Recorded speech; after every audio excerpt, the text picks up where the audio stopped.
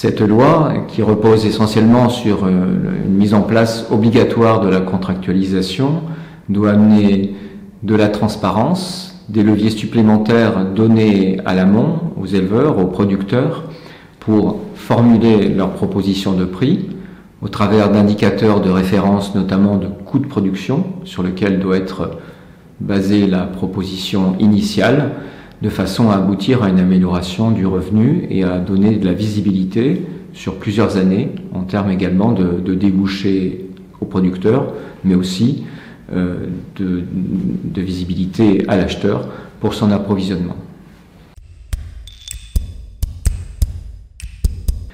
Donc la contractualisation a existé jusqu'à présent de façon volontaire en secteur viande bovine, mais avec des volumes faibles, seulement de l'ordre de 2 à 3% de l'ensemble des bovins contractualisés.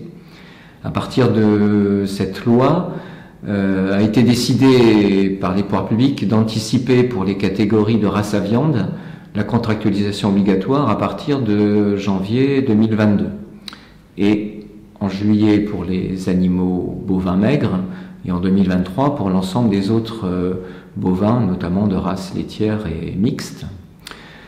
Donc à partir de janvier, désormais, sur les races à viande, avant les ventes, l'éleveur doit avoir contractualisé avec un acheteur ou plusieurs acheteurs en proposant un contrat.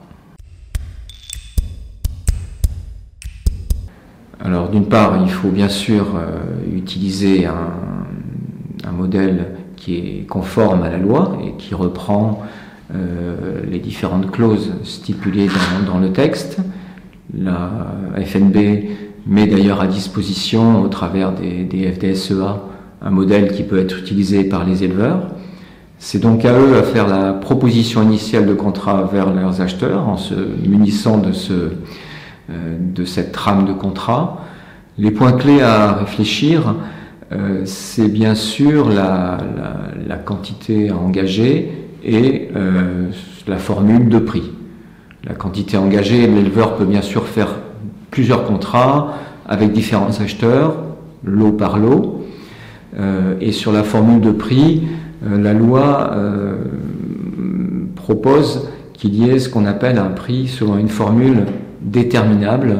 Ça veut dire qu'on se met d'accord entre l'éleveur et l'acheteur sur une formule de calcul qui repose sur des indicateurs officiels de référence, et c'est la valeur de ces indicateurs au moment où les animaux seront collectés qui fera foi pour le prix. C'est très important parce qu'il existe des indicateurs de référence sur le coût de production qui ont été actés au niveau interprofessionnel et qui garantissent à l'éleveur la prise en compte des charges et d'une rémunération en fonction de l'évolution des prix à la hausse ou à la baisse.